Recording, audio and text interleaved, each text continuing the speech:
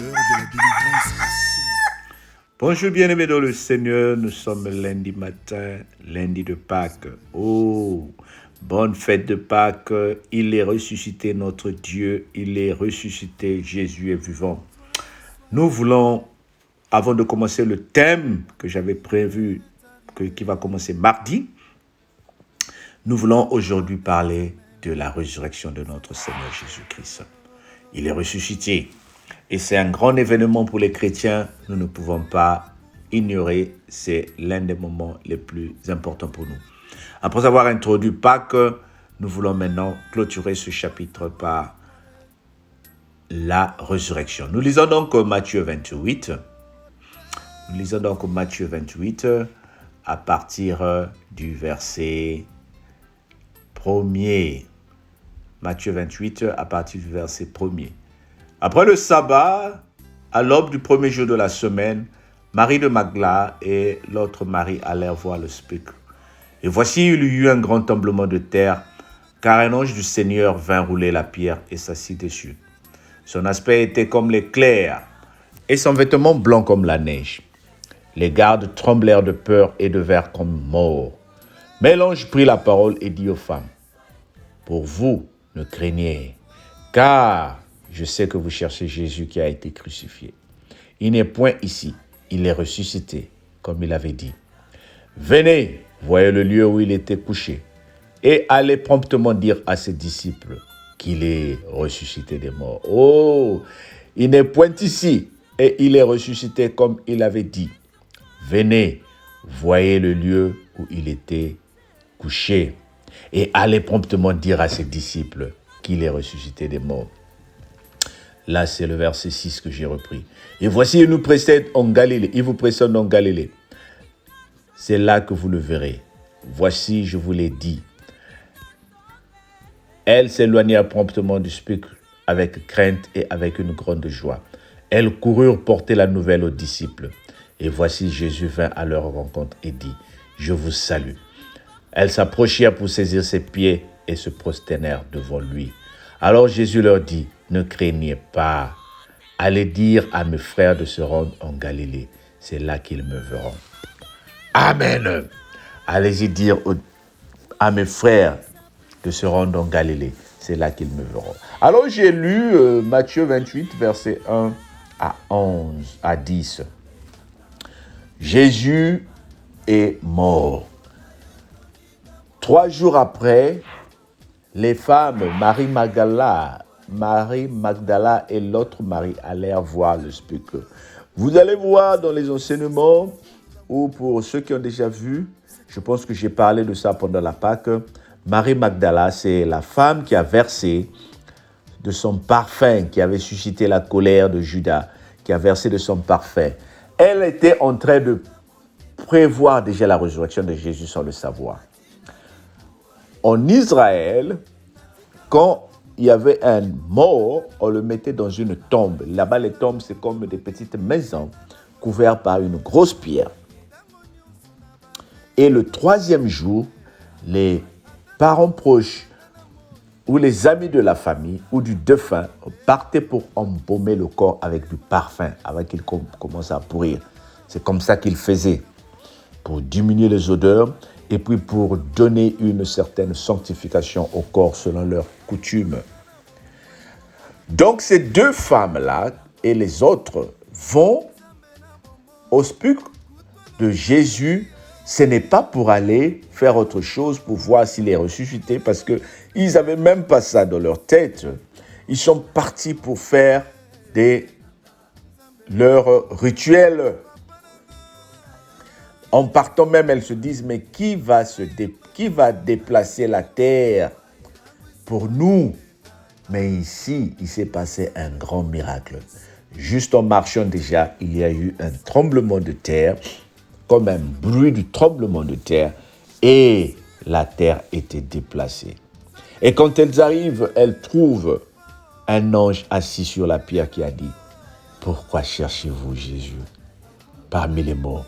Il n'est pas ici, il est ressuscité. » Elles repartirent dans la joie, annoncer cela aux disciples. Et pendant qu'elles marchèrent, elles rencontrèrent Jésus lui-même, qui leur dit, allez-y dire à mes frères de me retrouver en Galilée comme j'avais prévu. Nous avons étudié la Pâque. Nous avons vu que la Pâque avait pour objectif, la Pâque chrétienne bien sûr, de tout accomplir. Le Seigneur est venu pour payer de son sang. Le Seigneur est venu pour nous racheter. Le Seigneur est venu pour nous réconcilier avec le Père. C'est ce qu'il a fait. Il fallait qu'il soit crucifié. Il fallait qu'il meure. Nous sommes en train de comprendre ici, mais quelle est la signification de ce geste-là? Tout ce que le Seigneur a montré, c'est l'obéissance. Mort, crucifié, enseveli et ressuscité. 3 jours dans le séjour de mort et il est revenu à la vie. C'est tout ce que le Seigneur voulait. C'est tout ce que Dieu voulait. Que le sang coule pour toi et moi. Que le sang soit coulé pour toi et moi. Pour que nous ayons la paix. Pour que nous ayons la réconciliation avec le Père. C'est ce que Jésus-Christ a fait. Et cela s'est passé, voici aujourd'hui, plus de 2000 ans. Jésus est ressuscité pour toi. Jésus est ressuscité pour moi. Il vit en toi avant même que tu sois né. Il était déjà ressuscité. Mais comme nous avons été conçus dans le péché, nous sommes toujours en train de recevoir cette grâce-là que le Seigneur nous a donnée. Lorsque nous sommes nés, nous étions loin du Père. Nous qui étions des païens, nous n'étions pas dans le plan du Père. Mais le Père a envoyé Jésus-Christ pour nous réconcilier avec lui. Le Père a envoyé Jésus-Christ pour que nous soyons dans son plan. Nous sommes devenus les co-héritiers. Il dit, allez-y dire à mes frères de me retrouver en Galilée. Pourquoi en Galilée? C'est parce que c'était l'endroit symbolique où Jésus devait remonter vers le Père. C'est là-bas que Jésus a dit, allez-y me retrouver en Galilée. Oh bien-aimé, le Galilée spirituel, c'est sortir de ton état où tu es encore dans le péché. C'est sortir de ton état où tu es encore dans le doute, où tu es encore dans le mal, où toi tu continues à dire que moi je suis maudit, que moi je suis dans la malédiction, que moi je suis maladif. Non, le Seigneur a dit, tout est accompli. Allez-y en Galilée. Redis avec moi, je vais marcher en Galilée. Sors de l'état où tu étais avant que tu connaisses la parole de Dieu. Sors de la négativité. Rentre dans la positivité. Dieu a dit, tout est accompli pour toi. Sois positif, dis tout est accompli pour toi. Tes papiers sont accomplis. Ta vie est accomplie. Ton succès est accompli. Ton élévation est accomplie. Dis avec moi, le Seigneur est merveilleux et il va t'amener vers des endroits qu'il a prévus pour toi. Ne t'inquiète pas. Ne t'inquiète pas. Ne sois pas triste, ne panique pas. Jésus est ressuscité. Ce que j'aime dans cette histoire, ce sont les femmes. Ce sont les femmes qui ont eu le courage. Les disciples, les pierres, les apôtres se sont enfermés dans la maison. Et pourtant, il leur avait dit, le 3e jour, je vais ressusciter. Aucun d'eux n'a osé aller voir si c'est vrai. Tellement qu'ils avaient peur d'être arrêtés, tellement qu'ils avaient peur d'être tués. Aucun d'eux. Mais les femmes sont sorties. Oh bien-aimé, c'est juste pour te dire, ce n'est pas seulement les pasteurs qui voient la grâce de Dieu. Toi, tu penses que parce qu'ils prient beaucoup, ils prêchent la parole de Dieu, donc c'est eux les élus, c'est eux les spéciaux. Non. Et moi. Non, tu es spécial. Regarde ici les femmes péchereuses qui ont eu l'envie d'aller embaumer le corps de Jésus. Ils sont sortis. Ils ont bravé. Ils sont partis. Ils sont allés voir la grâce de Dieu. Dieu a besoin des courageux. Dieu a besoin des courageuses. Dieu a besoin des gens qui vont sortir de leur état limité pour marcher vers la victoire. Dieu a besoin des gens qui vont sortir pour aller voir la résurrection de notre Seigneur Jésus-Christ. Ne reste pas dans l'état où tu es. Commence à avancer. Si tu restes dans la maison, si tu restes dans ta souffrance, si tu restes dans ta négativité, rien de spécial ne va se passer dans ta vie. Dis à moi, dis avec moi, je vais marcher. Je veux marcher. Alors commence à marcher, bien-aimé. Tu es en train de vivre ta grâce. Tu es en train de vivre ta bénédiction. Que le Seigneur te bénisse. Il est ressuscité. il vit. Et s'il vit, nous sommes vainqueurs. S'il vit, nous sommes vainqueurs. Reçois ta grâce, reçois ta bonté, et que la paix de Dieu, qui surpasse toutes choses, soit avec toi, dans le nom de Jésus-Christ, notre Seigneur et Sauveur. Amen. Nous sommes arrivés à la fin de notre enseignement d'aujourd'hui. Mais partage la vidéo. Et toi qui viens de te connecter pour la première fois aussi, abonne-toi, comme ça tu ne vas pas manquer ces messages qui sont publiés tous les jours.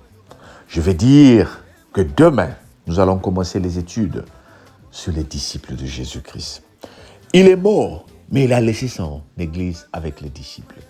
Il a dit à Pierre, sur toi je bâtirai mon église. Alors bien aimé, toi et moi, nous sommes chrétiens, maintenant nous devons comprendre lesquels qui ont commencé et propulsé l'église. Et quel était l'objectif de tout un chacun? Quelle était la vie particulière de tout un chacun? Demain, nous allons commencer les enseignements avec les disciples. Demain, nous allons parler des disciples de Jésus-Christ. Nous allons étudier pendant 12 jours chaque disciple avec ses qualités, comment il a été choisi et quelle est sa mission spéciale. Que le Seigneur te bénisse et qu'il te donne encore la grâce de le servir jour et nuit. On se dit à demain. Mais partage la vidéo. Merci. Bye bye.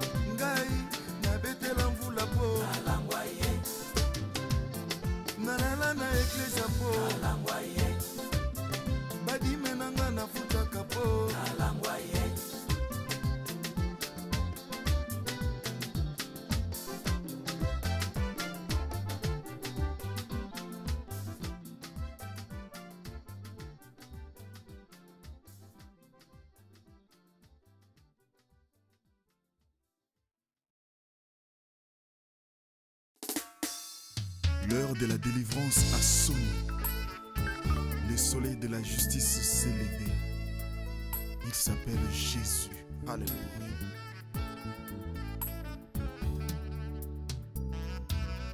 Lève-toi et sois éclairé, car ta lumière est arrivée. Et la gloire de l'Éternel s'élève sur toi. Voici les ténèbres couvrent la terre, et l'obscurité les fils de ton peuple. Mais sur toi sa gloire apparaît.